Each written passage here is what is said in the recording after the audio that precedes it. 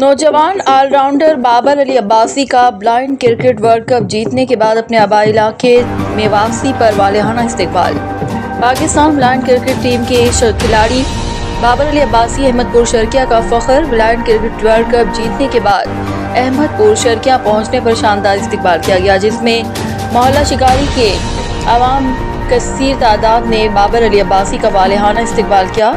अब्बासिया ख़ानदान की नुमाया शख्सियात की तरफ से मुबारकबाद। वली अहद बहादुर नवाब बहावल अब्बास खान अब्बासी ने भी मुबारकबाद दी और मुबारकबाद देने वालों में Nawab Bahawal Khan Abbasi,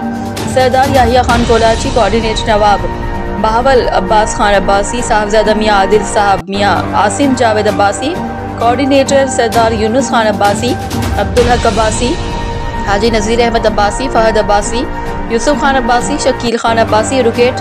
media coordinator division Bahawalpur Mohammad Samiullah Abbasi, Asif Rafiq Abbasi, Raja Abbasi, Jamil Mohammad आशिक,